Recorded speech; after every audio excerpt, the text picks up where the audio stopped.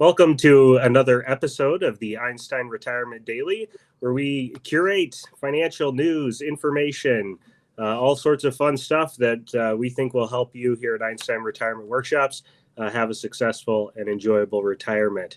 Very excited for today's podcast. We have Michael Drak with us, and we're going to talk about specifically one of his books, and so stay tuned for that. As always, if you hear something in today's podcast, although based on the topic, hopefully nothing that causes you to want to make any drastic financial changes. But if you hear something that causes you to want to make some drastic financial changes in your situation, please, of course, as always, confer with the appropriate tax, legal, or investment professional prior to making any of those adjustments. Okay, as I just said, we have Michael Drak here with us. Michael's been working in the arena of financial services for you were in that arena for over 30 years, I believe. Mike, do I have that number? 38, I want to say, going on memory. The number, Kyle. Okay, all right, 38 long years. Okay, so he was in that industry, and then he gave retirement a go with some moderated success. If you're a listener of our podcast, you might have watched that episode where I actually reviewed his article and gave you some of my thoughts about what he was sharing in that article on Market Watch.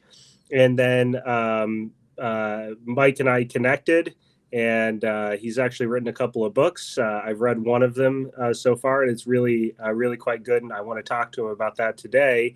Mike is a national speaker and retirement coach, and works with others who are retirement coaches as well, and helping folks avoid some of the mistakes that he made. And Mike, why don't you just talk a little bit about, just to kick us off here, the two books that you've written, best-selling books, and tell us a little bit about why you wrote them. Well, the why I wrote them is probably the most interesting part. I felt the need to write them, Kyle, because the truth is, and I'm embarrassed to admit this to people, is that I failed miserably at retirement. Which is surprising when I look back and I think about it.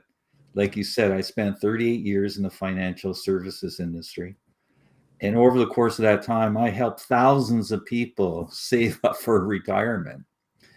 And on top of that, my wife's an investment advisor. So this is what she does. She helps people save for retirement. And we thought we knew it well. And we knew, what we needed to do to have a successful retirement. And I was wrong on many counts when I actually experienced for myself. Because, the focus in the industry and the way I was taught was, focus on the money and try to save as much as you can, with the understanding that the more money you save for retirement, the better that retirement will be. And I learned the hard way that, no, that's not right. That's not the case. And I always thought that, if you had enough money, transitioning to retirement would be easy. Sure, right. You just fall into a great retirement. You don't have to work anymore. What's wrong with that? But that caused me a lot of problems too, because retirement transition is more complicated than people think. And there's a lot of non-financial challenges you're going to be faced with that I was unaware of. And that I had to deal with. And that's really the reasoning behind the books. I'm writing a third book to finish it off, the trilogy, just warning people to say, hey, you know what? You really have to plan properly for this.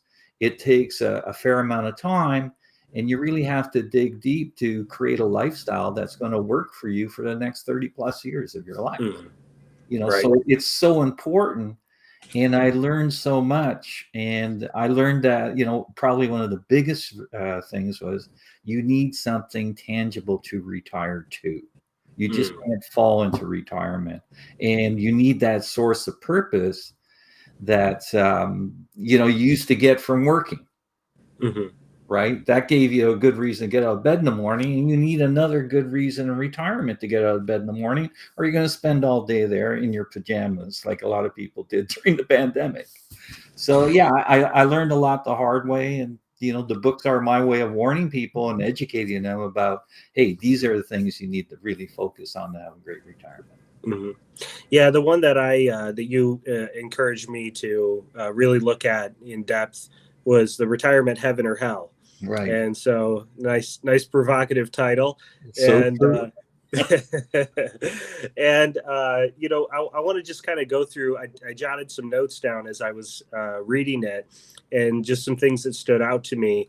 And I really encourage people. We'll post a link to it. You can buy it on Amazon. Is that the best way for people to get it, Mike? That's how I get it. Amazon's really good. Okay, so Retirement Heaven or Hell. It's really a great book for folks to. Let's talk about this first one. You encourage very early in the book this idea of having a retirement journal, and that really stood out to me. And the thing that was interesting about what comes as you go through the book is that there's all of these reflection questions, and in some ways it's like, especially if you've never journaled before, it's like, I'm going to retire and start journaling. You think have you ever had anybody react oddly to that? Sky kind of thing? Sure. Yeah. Right. So as anyone, because I know you've done some retirement coaching, how do people normally react when you suggest that they might start journaling? Well, I get that funny look from a lot of people. It's funny because women seem to get it a lot better than men do. Men kind of look at you and go, what are you talking about? I'm not going to do that. Right. But, over time they start to buy into it, especially after reading the book, because I said it's a great way to connect to your inner self, your inner voice. There's something inside you that really knows what you need to do to have fun in retirement. And there's something inside you that knows the answer to how you can find purpose, what you will enjoy doing. And we have to reconnect with that. The problem is that we disconnect from our authentic selves, like in my corporate job, because you're so busy. You're trying to get a promotion, you're trying to make more money, you're trying to keep your job, you're trying to take care of the kids and provide security for them, and you're trying to save up money for retirement. So your focus is on all those things, and you're not really focused on what you need to do to be happy. Mm-hmm. So there's a big disconnect, and what we're trying to do is reestablish that connection through this reflection process, and really start to say, hey, what do I need to do? What would really make me feel good? Maybe it's not this job I'm doing now, but maybe there's some other type of work that would make me feel good. And so with men, I say, don't use words, just draw pictures like little stickmen. You could say, you draw a little stickman and say, hey, I like fishing, you put that in the corner, and you put down other things that you like, and you go back and you remember things you used to do that were fun, that you got away from. So you start putting them in the corner, and then all of a sudden you come up with all this great information. You say, okay, how can I design a great lifestyle around that in retirement that I have a lot of fun, living? Mm-hmm. And that's what we go through. So the first step is remembering who you are, what your values are, what your needs are. We all have these basic needs that we need to fulfill, or we're not going to be happy. And so we need to reconnect with those and recognize them and say, okay, how can I design a lifestyle so I can satisfy these values and needs? And once you figure that out, you're off to the races, right? Mm-hmm. But it takes some work and deep reflection.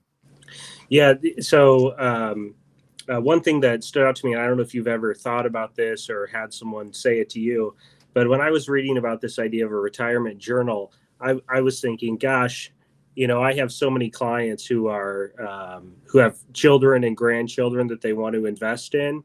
Right. And, what a potential great gift, even, once they, leave this earth, sure. To be able to pass down some wisdom and share some insights of their life over the course by even, intentionally having this journal even be something that could be given to their family. So I'm glad you brought that up, because I was just talking to someone last night about that. Her name's Tina, She's 92. And I don't know how, but I somehow talked her into writing her story, her legacy story. Mm-hmm. She only speaks in Italian, so she wrote a book, hand wrote it. It's Oh, 90 wow. pages long. And Yeah. now she asked me, could I go find an Italian editor that could take it so she could publish it, which I think is the coolest thing in the world. And so she can give a copy to her friends and her grandkids and anyone she wants to. So I just phoned an editor. I'm trying to find out who could do that work for her. But yeah, it's a beautiful thing to talk about your stories. But you see, it's interesting too. Some people can write the truth, to say, okay, this was my life, and not embellish it and just come up with all kinds of good things. And yeah, it was wonderful. No. I love to read the true stories, the real stories, because many times they're hard, but people are resilient and they work through it and they tell you how they did it. So yeah, her book would go in the nonfiction category. And you don't want your book to go into the fiction category about your life story. Yeah, well, I always, with things like that, it's always comes to mind for me that the only way that you actually bless your family with that is to tell them the truth, to give them, actually what it's about. But sometimes the truth hurts, right? And it's embarrassing. It's like me saying, hey, guess what? I failed at retirement. Well, people kind of look at me like what's that about, right? Yeah. But it's the truth. And that's how people learn, from the truth that you experience, right? Yep. Yeah, exactly. So here's another one that kind of goes into could show up in somebody's journal in the embarrassing bucket. One of the other things that you highlighted, again, this one's fairly early on as well in the book, is divorce. And that one really jumped off the page to me. And the thing that I'll tell you, I put in my back pocket and will be ready to bring it out quickly at any time I'm sort of sensing something, is this idea that you highlighted that there's actually studies that have been done that show that when folks are getting retired, marital satisfaction drops or tends to drop right out of the gate. Quickly. Yeah. And so, gosh, I mean, sometimes I feel like half the reason why some divorces occur, at least from what I see with clients, is, they get up to retirement, they're going through big changes, and then they have this surprise of like, gosh, I don't even like this person I'm living with, and this was supposed to be a joyous time in my life. And in some ways, it's as much the disappointment of, this isn't what I thought it was going to be like, as it is the surprise of it. That takes them off guard as much as anything else. So I've got that in my back pocket to bring out whenever I hear somebody going, gosh, I don't know about this. Well, just understand, this is like extremely common. You're not like experiencing something. And that's the key. You have to understand that you're not the only one going through that and feeling like that. A lot of people do. And one of the surprising things that really opened my eyes was studies from the pandemic to say when restraints were lifted in different parts of the world, divorce rates spiked because people couldn't, get used to the increased togetherness when they had to isolate together. They were losing their minds because they weren't used to it. You see, when you're working full time, you're both working. Well, you don't see each other for a great amount of time, and you're busy taking care of the kids and driving them all over the place and whatnot. So you end up on the couch at night and spending a couple hours of quality time watching TV. And then all of a sudden, when you retire, they're there 24/7, right?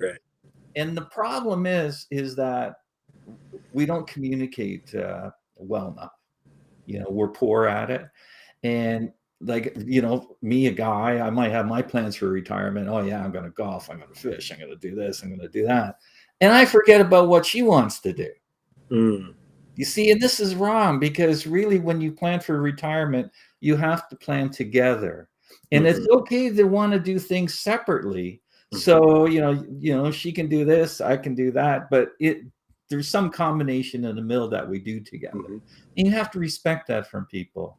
You have to say, okay, what do you want to do? What are your plans for retirement? Let's look at mine and let's come up with a master plan for both of us. That's so important. But a lot of people don't do that, right? Mm-hmm. And then what's even worse is I always go to guys, because guys are always great examples of making mistakes. Say if you're in a senior position in a company, you're used to managing a lot of people, and all of a sudden you retire and you come home, you start managing your spouse. That's a big mistake. You do have a good comic in the book. The wife has a rolling pin or a frying That's pan. my wife. Okay. I was giving her some good pointers for a moment, and boom. But you see, these are things you need to be aware of, and that's why I even put cartoons in to make people laugh. And I'm trying to get the point across that, yeah, these things happen. You got to be aware of them. And what's even more problematic is that if you're two different types of retirees, say you like to, fish and golf and travel, and she just wants to hang around the house and be with her friends and be close to the grandkids, while you're going to be butting heads. So, these are things you need to talk about and come up with solutions that will work for both of you, or you're going to be in trouble. And divorcing late in life will destroy you both emotionally and financially, because it's hard to recover. You don't have that much time left, right? Yeah, one of the things that as you were talking, I started thinking about, you have the section in the book that talks about sort of reclaiming the adventure in your life. Right. And what hit me just now is when I was pursuing, I'm married, so this is an important topic to me to make sure that I don't mess this up as we go through. But as I was thinking about it, it's like, it was an adventure when I was pursuing my wife and we were dating and all that kind of stuff. And gosh, if we were to get divorced, it probably would happen again. But in some ways, and you highlight this in the book, that with the kids leaving the house, transitions in life, I mean, we're not static people. We don't, it's not like we don't ever change. And so we do change, and we have to rediscover ourselves. We have to rediscover our spouses. And so I kind of had this thought of, gosh, in some ways that would be an adventure to figure out and pursue this new woman as we transition into something like retirement. Be careful what you wish for, Kyle. By new, I mean the same, but new, the same lady, but maybe I've lost touch a little bit because of life. Well, yeah, and that's what happens to a lot of us too, is that we get so overwhelmed with life that we forget what really we find joy in, and what's fun for us, and we have to reconnect. And I talk a lot about rediscovering our inner child, going back to when we were kids, how happy we were to wake up in the morning, jump out of bed and start going on all these adventures and things like that. That's what we can do in retirement. That's how we have to look at it, and do these things and try them out, and don't be scared of failing at things, because who cares? We don't have a boss, watching us anymore, and we're scared of failure. No, failure is fun. Right. Failure you learn from, and if you don't like it, then try something else. But don't give up. Keep swinging for the fences. You're going to find something you really love to do, and keep doing it for as long as you can. Yeah, great. Yeah, I like that. One of the things that I mentioned a minute ago are these self-reflection questions that are throughout the book. And as I would read some of those, I thought, gosh, these are things that if you're not yet retired, probably good to start asking them. But B, even it's just something that you would have to kind of go back to. It's not like you can do it one time and you're going to be all set. So I'm curious for you personally, Mike, are there any of those self-reflection questions that you put in the book that really made a big difference to you? Most of them did, Kyle. Oh, okay. All right. And because they came out of things that I thought about and what I focused on. I said, okay, what about this? What about that? And what I do is every year, and I really look forward to this, is I go way, way up north for 10 days. And just so people know, Mike, you're in Canada, right? Right. Yeah. So Mike's in Canada. When he said progress, I didn't know if people would catch the enunciation on Oh, the progress. There's your Canadian coming out. But yeah. So when Mike says up north, he means way up north. way For up north, right us to here in the the end. US. Yeah, much farther, and you fall off into That's the. right. That's right. And what I love about it is that nothing works up there. There's cell phones don't work. There's no TVs, radios, computers, nothing. So you're in the wilderness, and I like to fly fish for salmon, so I fish and I think. And this is where I came up with a lot of these questions, and I think about solutions. And you can really do that deep thinking because it's quiet up there. There's nothing distracting you or disturbing you, and you can really come up with some real good answers that you want to execute on when you come back to civilization, right? But I need that break. Mentally I need it, and it really recharges me, and I can reset and make sure I'm on the correct path for what I want to do in the years ahead. So no, I need to do it, and I look forward to it every year. Great. But you need a place like that where you can do the deep thinking, right? Oh yeah, sure. Yeah, every time I try to do, I still have 3 kids at home, so anytime I try to do deep thinking at home, good luck with that. it better be the middle of the night if I want to get anywhere. It'll be 12 o'clock at night when you're sleeping. Yeah. My subconscious does my deep thinking for me. No, but it's true. It's hard when you're younger to do it because of all these other demands. And what we're trying to do is get to people 3 to 5 years before they retire to say, we need to start doing this now because it's going to take some time to do it right. But it's so important. Yeah. The other thing that I wanted to, and then I want to ask you about to talk about health, and you show an arc of health, and it's really impactful. I really encourage you again, if you're finding this conversation with Mike to be helpful, his book Retirement Heaven or Hell has we'll post a link in the description section, and on Amazon is probably the best place to get it. But there's some a lot of funny comics in there, but there's also some good, interesting graphs. And one of them is this life arc, health. You show a continuum of health, time, and you have 2 different graphs. I'd like you to. Well, why don't we do that? Why don't you will you talk about that for a minute and what the thought was behind that? Okay, when I was working in my corporate job, I was so busy, I was stressed out. And, on top of that, trying to take care of the family, and it was just like go, go, go. You never really stop until you're exhausted at the end of the day. And you sacrifice a lot.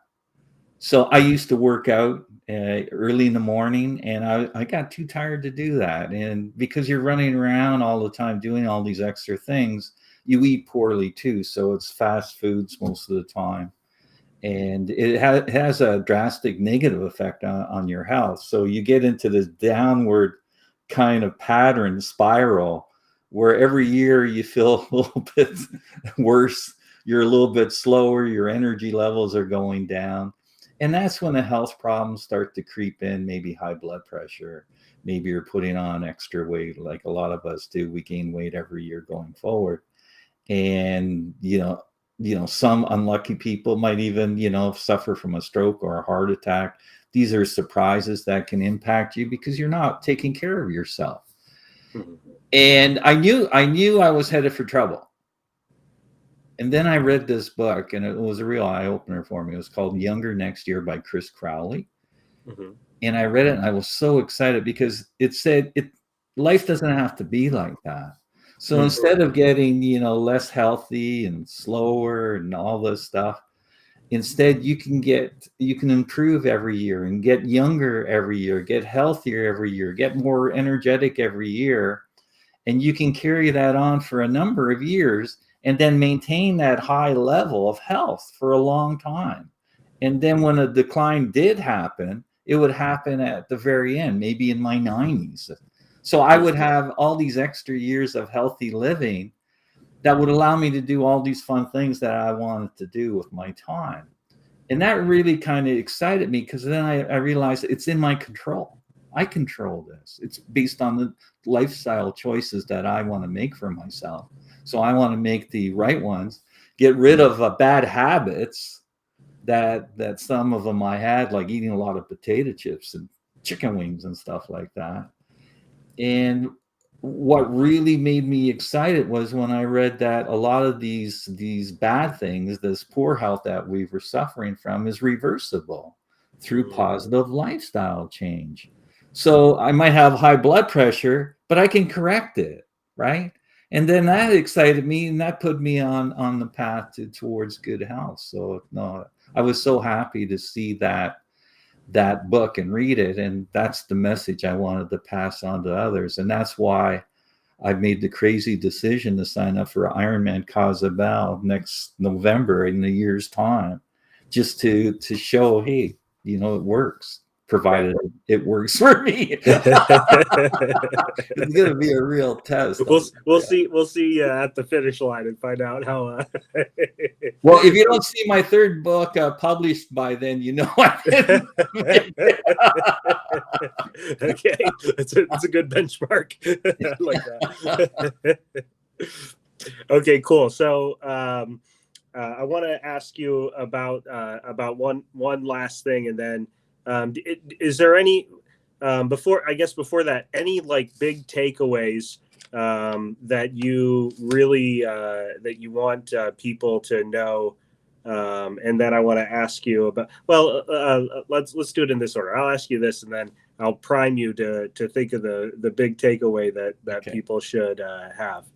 So one thing that really hit me as I was reading your book is that so many times as we're working, we're earning, we're being productive, and it's not that retirement means you stop being productive necessarily. It's just that it's not as obvious, because we have our whole society and everything about how we're structured is to acknowledge and reward you for being productive. So Right. having a job, earning an income, having your income grow over time as you get more experience and as you, have more knowledge. And so we have these easy benchmarks for success.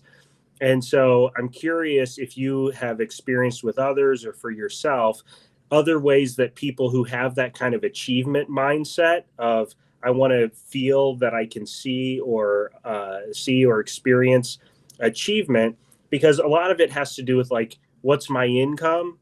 How big are my financial accounts? They start to view that as their success. And I would say one of the biggest problems that I see from a financial perspective is people have a hard time switching that mindset and actually spending their dollars that they've saved. Sure. Because, part of their benchmark is, I want my accounts to be growing. Where on the flip side, you'll ask them also, hey, how much of this do you want to leave to your children and grandchildren? They go, oh, I don't care, whatever's left over. But the reality is, if they don't start actually spending some money, what's going to be left over is way more than what they started with. True. It's true. And so I guess what have people done to shift, or have you seen or counseled people to shift that mindset in terms of what success means or achievement means into other areas of their life? Well, I'll tell you from my own personal experience, and I've seen this in other people too. Thankfully, when I don't call it retirement because it's anything but. Okay. For me, it's a second life. It's a change. So in my first life, I worked hard. I compared myself to others. So in terms of achievement, who drove the bigger car, who had the bigger office, who had the biggest title, who made the most money. That was the benchmarks. That was the benchmarks for everyone. So we're driven for this crazy pursuit of money. And plus we're driven, and the financial services conditions people and scares them to say, you got to save, you got to save, you got to save, you got to save, because you might not have enough and you might run out of money in retirement. So we condition people like that. And so these are the beliefs that we accept. They might not be our beliefs, and many times they're not, but these are the beliefs we accept because that's part of the status quo, right? And then thankfully, when we do enter the second life, our thinking changes and our beliefs change because our true values start to come to the surface. So we're not so concerned about competing anymore, which is a blessing. Mm. You know, we really don't care like what this other person's doing. We're more focused on what we're doing, and our values come up. So we don't care who has the bigger house and who has the fancy car. As long as our car works, we're happy with that. And one of the hardest things I struggled with was the pursuit of money, because I was always driven to make more, make more, make more. And then I said, well, geez, I'm financially independent. I don't need to chase after more anymore. And that was a big turning point for me. But it was hard because it was ingrained in me to do that. Always work for money, always work to make more money. And I'm saying, no, I can work for different reasons now. Money is a byproduct of my work, but the main thing is I want to help people. This is why I write retirement books. So I really feel good when I can help others, so they don't struggle like I did when they transition to retirement. It makes me feel good. And when someone says thanks to me, or they post a note on Amazon about how my book helped them, it makes me feel like $1 million. You can't buy that kind of feeling, right? Another thing I struggled with was, spending my retirement savings, right? It was hard at the beginning because, all we're doing is save, save, save. And, and I said, well, once I really understood the numbers and I sat down and figured out what my cost of living was in actual dollars, and then determined I had enough to cover that for the rest of my life, it really opened my eyes. And it was my aha moment. And I said, well, I don't ever have to worry about that anymore. And on top of it, I have a buffer because I'm still generating some active income in retirement through presentations and things like that. And that's my fun money.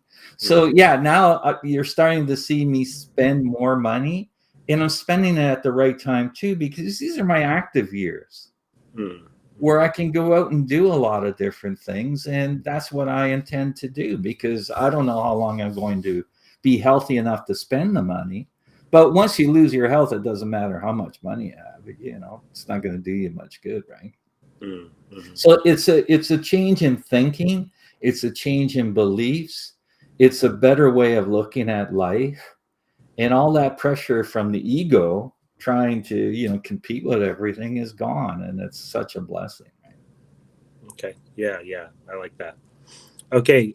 Did I give you enough time, or maybe you touched on it a little bit? What's if you were to have somebody leave our discussion together, what's the biggest takeaway that you would hope that they would take from our conversation? Well, I think it's important, they take away this is that they're in control of their future, and they have the power to go sit down and spend the time and create a lifestyle that will work for them. It's possible. And it just takes some time. But once you have that lifestyle plan, what you're retiring to, you can have an awful lot of fun in retirement because you're in control of your destiny, because you're doing the right things. And where the dangers are, where the roadblocks are, and you can avoid all these nasty retirement surprises that some people, are impacted with, and just have a great life. And you have to appreciate that this second life is a long life. It could be 30 plus years. And you want to maximize your return on investment from that life by doing all these great things, the things that make you happy. And that's, again, is satisfying your needs and values. But it's hard to do that when you don't know what your needs and values are. And that's why you have to go through the questions and come up with the right answers for you. Okay, great. Yeah. Well, as I mentioned, Mike Drak's book, Retirement Heaven or Hell, as well as I'll look up the other one too. Obviously, I have the link for that one, but I'll get Retirement Victory Lap, right? Is that Victory Lap Retirement? Yeah. Victory Lap Retirement. Okay, yeah. So that's we'll link both of those in the description section. Really do encourage people to check them out and work the book. I mean, in a lot of ways, the book isn't just meant to be read; it's meant to engage with. So I really enjoyed it, Mike, and I hope others. I know others will get great value from it. So thanks for joining us today, Mike, for our conversation. And thanks, everybody. We will talk to you in a future episode. Thanks, Kyle. It was fun. Good. Yeah, me too.